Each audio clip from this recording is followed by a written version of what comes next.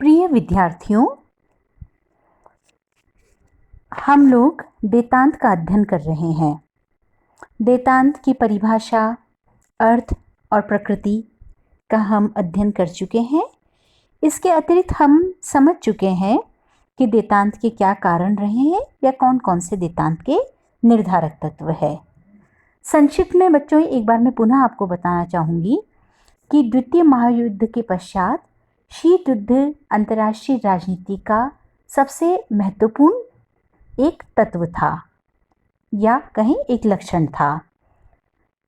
शीत युद्ध अपने चरम पर था, इसमें उतार चढ़ाव आया और वेदांत हम किसको कहेंगे? जब दोनों महाशक्तियों के मध्य संबंध जो थे वो अति उग्र न होकर उनमें जो तनाव था उसमें शिथिलता आई। तनाव में शिथिलता को वेदांत कहा जाता है। तो वेदांत की जो प्रगति है, लंबे समय यह चला। वेदांत का जो काल है उसको निष्क्रिय काल और सक्रिय काल में बांटा गया है। तो अचानक से जब शीत युद्ध के जो उन्नायक थे, स्टालिन और ट्रूमैन प्रधान थे, तो वेदांत के समय में सोवियत और अमेरिकी जो मित्रतापूर्ण संबंधों का सूत्रपात हुआ उसका कारण कैनेडी और ख्रुश्चेव थे। लेकिन उनके अचानक सत्ता से जाने के बाद वेदांत की प्रगति धीमी हो गई। वेदांत संबंधों को नए सिरे से प्रारंभ करके अंतर्राष्ट्रीय राजनीति में एक नया मोड़ लाने का श्रेय अमेरिका के राष्ट्रपति रिचर्ड निक्सन और सोवियत राष्ट्रपति लियोनिद ब्रेजनेव को है। आगे चलकर जो सोवियत नेता जो है रहे मिखाइल गोर्बाचेव, उन्होंने ग्लासनोस्त और पेरेस्ट्रोइका की नीति के माध्यम से वेदांत के संबंधों को एक नई दिशा दी और इसी का कारण था कि शीत युद्ध का अंत हुआ। तो वेदांत का जो काल है 1953 से 1969 तक वेदांत का निष्क्रिय काल है और 1970 से 1989 तक वेदांत का सक्रिय काल है। तो जो निष्क्रिय काल है उसमें हम देखते हैं कि जब 1953 में कोरिया का युद्ध समाप्त हुआ और इससे पहले पूर्व कोरिया में शांति स्थापित करने के जो भारत का सुझाव था उसको रूस के स्टालिन ने ठुकरा दिया था। सच्चाई यह थी कि कोरिया की स्थिति से स्टालिन पूरी तरह से संतुष्ट था। हजारों अमेरिका, चीनी और कोरियाई मर रहे थे, लेकिन किसी रूसी पर संकट नहीं आया था। स्टालिन की मृत्यु के बाद सोवियत नेताओं ने विशाल हृदय दिखाकर भारत के सुझावों को स्वीकार कर लिया और 1953 में कोरिया का युद्ध समाप्त हुआ।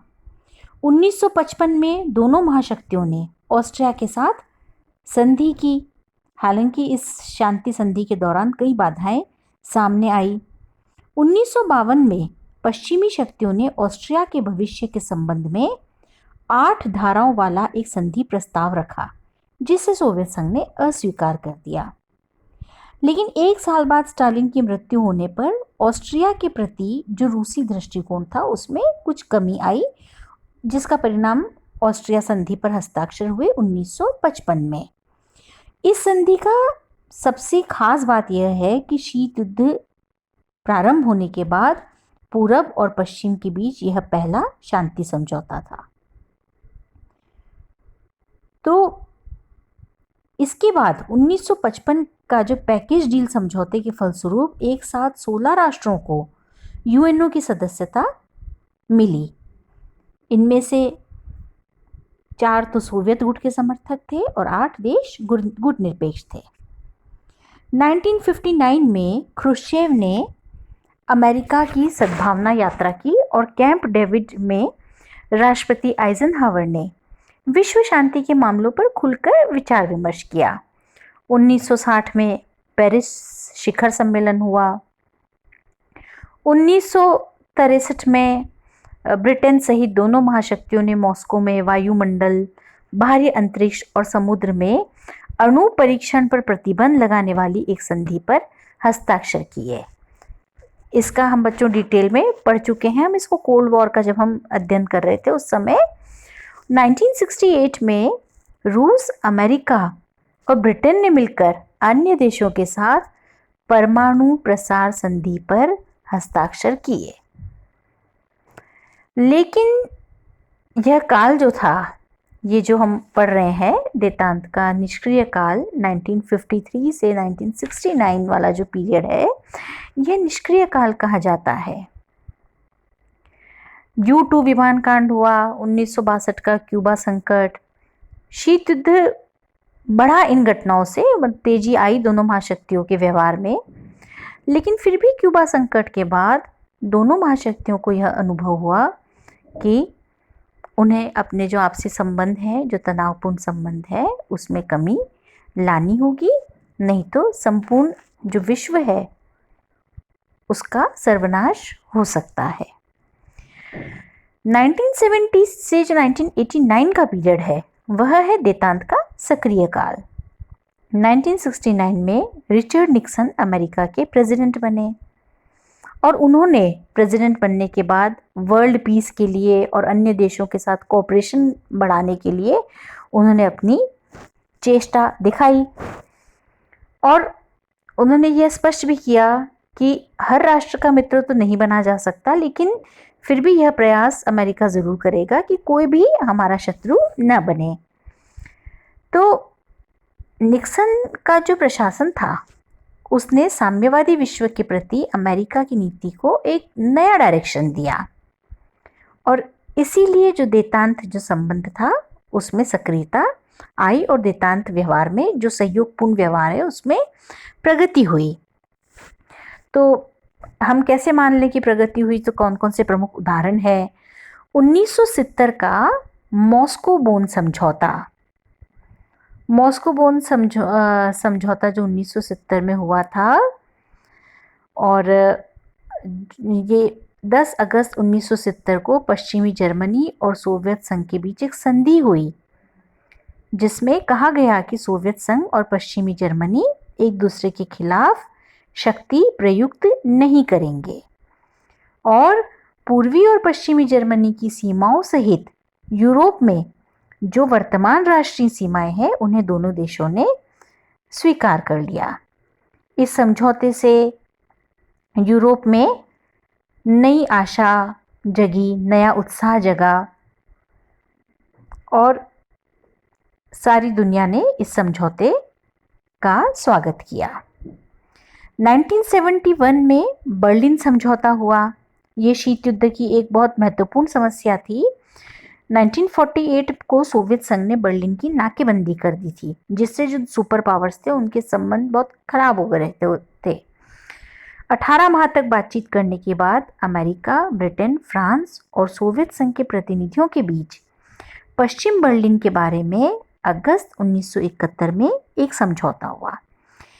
यह जो समझौता था इसमें कहा गया कि अब पश्चिम बर्लिन के जो लोग हैं वो पूर्वी बर्लिन जा सकेंगे। तो यह जो समझौता था, इस समझौते से अमेरिका और सोवियत जो संघ है उसके संबंधों में सुधार हुआ। इसी तरह से 1972 में पूर्वी जर्मनी और पश्चिमी जर्मनी के बीच एक संधि पर हस्ताक्षर हुए जिससे दोनों जर्मन राज्यों ने एक दूसरे के अस्तित्व को स्वीकार कर लिया और अनेक क्षेत्रों में एक दूसरे के सहयोग की बात कही। 22 सालों से पिछले जो संघर्ष चला आ रहा था दोनों के बीच, इस संधि से इनके बीच की जो शत्रुता थी वह समाप्त हो गई। 1972 में कोरिया का समझौता हुआ। उत्तरी कोरिया और दक्षिणी कोरिया के संबंध तनावपूर्ण थे। 20 अगस्त 1971 को उत्तरी कोरिया और दक्षिणी कोरिया की रेड क्रॉस सोसाइटी की एक बैठक हुई जिसमें यह तय हुआ कि कोरिया युद्ध के दौरान जो 1 करोड़ कोरियाई रिश्तेदार, संबंधी, मित्र जो बिछुड़ गए थे उनको अदला बदली उनकी कर ली जाएगी। 1972 4 जुलाई को दोनों कोरियाई देशों के बीच एक समझौता हुआ और दोनों ने तय किया कि वे एक दूसरे को कमजोर करने के प्रयास नहीं करेंगे। मॉस्को शिखर वार्ता 1972 22 मई से 29 मई तक 1972 में अमेरिका के राष्ट्रपति निक्सन ने सोवियत संघ की सद्भावना यात्रा की। सेकेंड वर्ल्ड वॉर के बाद निक्सन पहले ऐसे अमेरिकी राष्ट्रपति थे जिन्होंने इस तरह की यात्रा करना तय किया। मॉस्को ने एक सप्ताह तक उन्होंने सोवियत संघ के प्रधानमंत्री, राष्ट्रपति, साम्यवादी दल के महामंत्री ब्रेजनेव से शिखर वार्ता की और यह घोषणा की कि वे अपने जो विवादास्पद प्रश्न है उनका समाधान शांतिपूर्ण तरीके से करेंगे। तो यह जो ऐतिहासिक वार्ता थी, इसने सोवियत संघ और अमेरिका के बीच संबंधों के मौलिक सिद्धांतों की घोषणा की और यह तय हुआ कि दोनों महाशक्तियां अपने शांतिपूर्ण संबंधों को सुदृढ़ करने का प्रयास करेंगी और आर्थिक, व्यापारिक, सांस्कृतिक क्षेत्रों में सहयोग करेंगी। दोनों महाशक्तियों ने यह भी तय किया कि वे जो अब आणविक जो उनके भंडार हैं उनमें कमी लाएंगी, निशस्त्रीकरण के लिए प्रयास करेंगे। जो व्यापारिक और आर्थिक संबंध है उनको आपस के सहयोग से सशक्त करने का प्रयास किया जाएगा। दोनों महाशक्तियों ने समुद्र और आकाश में दोनों देशों के जहाज़ों और विमानों की भीषण दुर्घटनाएं रोकने का भी एक समझौता किया। आपस में दोनों ने विज्ञान और तकनीक के क्षेत्र में सहयोग के लिए एक संयुक्त आयोग बनाने का निर्णय किया।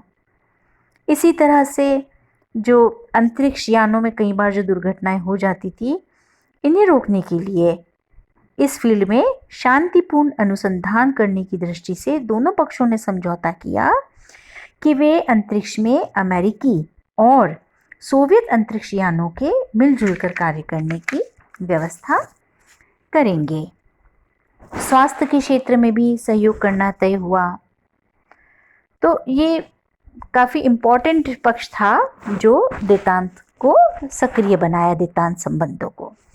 इसी तरह से हम देखेंगे SALT I strategic arm limitation treaty, सामरिक शस्त्र परिसीमन समझौता SALT I, जो 26 मई 1972 को हुआ और यह समझौता हथियारों के परिसीमन से संबंधित था।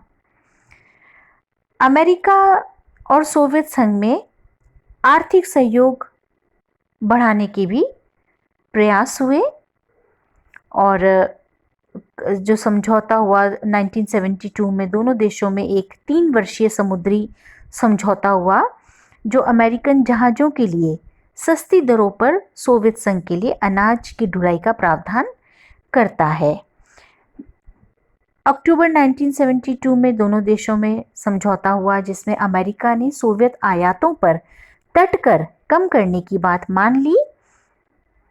तो आपस में एक दूसरे को सहयोग, आर्थिक क्षेत्र में भी सहयोग देने के प्रयास दोनों महाशक्तियों द्वारा किए गए और जिससे कि जो दोनों अपना अपना जो कार्य है वो विकास की दिशा में कर सकें, क्योंकि कहीं ना कहीं दोनों महाशक्तियों को यह अनुभव हो गया था कि जो आपस की तनाव की स्थिति है वह अगर इसी तरह से चलती रहेगी तो दोनों ही महाशक्तियों का विकास रुक जाएगा।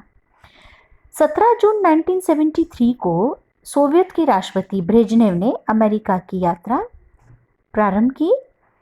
इस यात्रा के दौरान दोनों महाशक्तियों में तकनीकी सहयोग बढ़ाने पर सहमति हुई।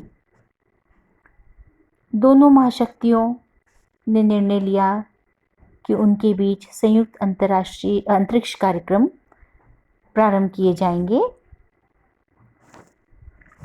प्रथम और द्वितीय यूरोपियन सुरक्षा सम्मेलन हेलसिंकी 1973 में यूरोपीय सुरक्षा एवं सहयोग का सम्मेलन जो ये फिनलैंड की राजधानी थी हेलसिंकी, वहाँ पे प्रारंभ हुआ 1973, 3 जुलाई 1973 को।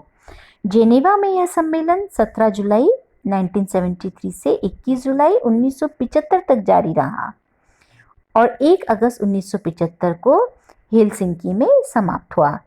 इस सम्मेलन में यूरोप और अमेरिका के कई देशों ने भाग लिया और इस सम्मेलन का मुख्य उद्देश्य अंतर्राष्ट्रीय तनाव को समाप्त करके शीत युद्ध का अंत करना था। सभी राष्ट्रों में सुरक्षा की भावना, सहयोग की भावना पैदा करना था।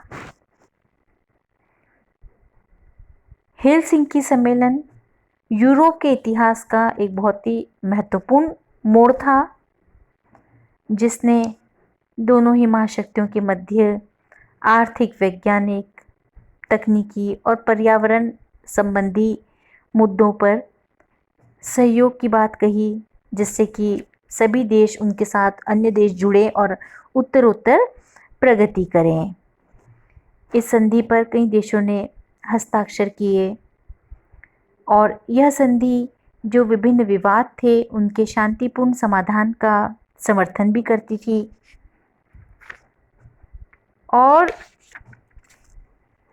आपस में सहयोग की भावना को बल देती है। 1974 में व्लादिवोस्तोक शिखर सम्मेलन अमेरिका और सोवियत संघ के मध्य तनाव में शिथिलता की ओर एक महत्वपूर्ण प्रयास था।